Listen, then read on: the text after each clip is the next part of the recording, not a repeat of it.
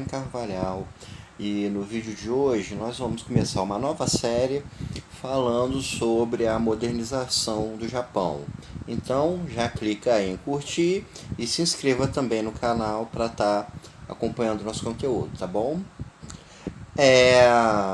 Primeiro vou falar o conceito de modernização que eu vou estar trabalhando nesse vídeo.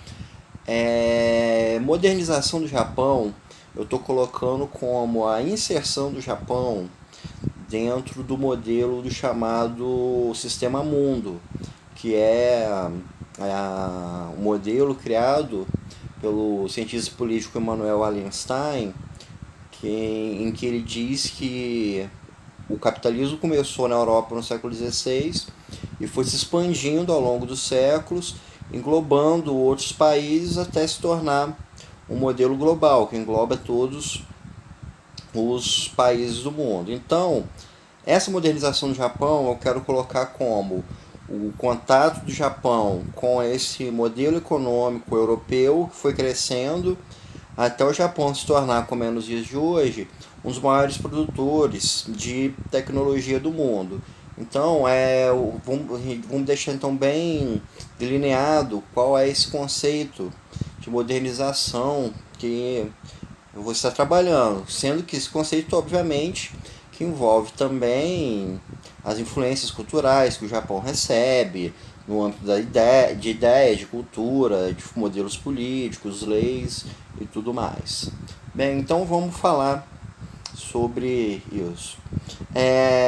No final do século XV, a gente teve a travessia de Vasco da Gama pelo Cabo da Boa Esperança, no sul da África, e a partir desse momento a gente tem a chegada de navios portugueses, consequentemente dos outros países da Europa, como Holanda, Espanha e Inglaterra, no Oceano Índico. Nessa navegação pelo Oceano Índico, a gente vai ter contatos europeus com o leste da África, com a Península Árabe, com a Índia, com a China, com a Indonésia, com as Filipinas, com o Sudeste Asiático e também com o Japão. Esses contatos se deram das mais variadas formas. Em alguns casos foram meramente comerciais, em outros casos foram por domínio territorial, como a gente vai ter, por exemplo, na África, em que Moçambique foi dominada pelos portugueses, Madagascar foi dominado por europeus, ou então com relações dos europeus com governantes locais, como a gente teve, por exemplo, na Índia, em que a proximidade dos portugueses com o Império Mogul foi muito forte, e por aí, consequentemente, a gente tem várias formas de relações políticas e econômicas da Europa com essas nações, com essas áreas. Os portugueses acabaram chegando ao Japão em 1542. Nessa época, Portugal já tinha estabelecido suas relações comerciais com a China, já tinha ocupado a região de Macau, e existia o conhecimento do Japão na Europa.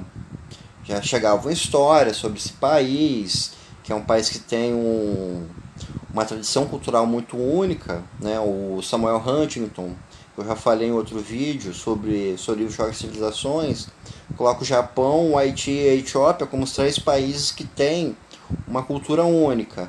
Então chegavam relatos do Japão à Europa, mas não havia o contato direto. Esse contato direto entre europeus e japoneses começou em 1542, quando os portugueses chegaram no porto de Nagasaki. Então começa essa relação. Os portugueses vão levar para a Europa produtos japoneses que eram desconhecidos, assim como o Japão vai receber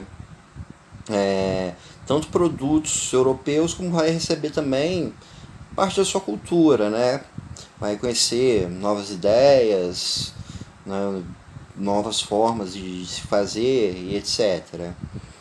E a relação econômica acaba sendo estabelecida.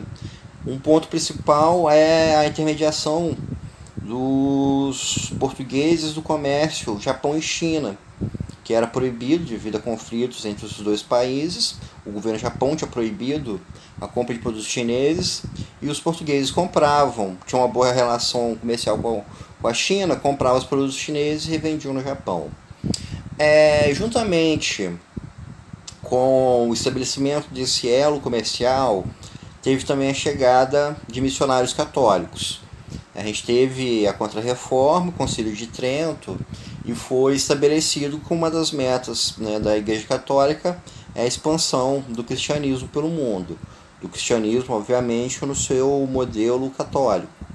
E assim como a gente teve missionários jesuítas vindo para o Brasil, vindo para as Américas, a gente teve também missionários que foram para a Ásia. E a gente teve a chegada de missionários no Japão. Nagasaki, né, acabou sendo o principal polo de cristianização do Japão nesse século XVI. O jesuíta Francisco Xavier é o mais famoso desses missionários que foi para o Japão, e tem estimativas de que a quantidade de cristãos no Japão nessa época chegou a centenas de milhares. Era uma quantidade bastante alta. E nesse período houve uma grande tolerância, tanto com o comércio, tanto com a chegada da cultura, tanto com os missionários cristãos no Japão.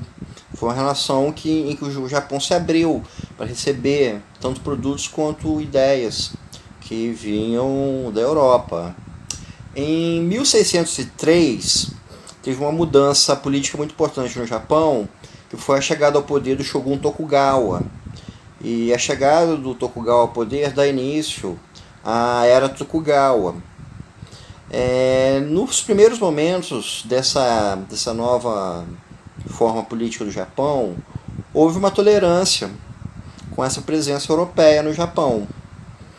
Tem que lembrar que, ao longo do tempo, não só os portugueses mantiveram essa relação comercial.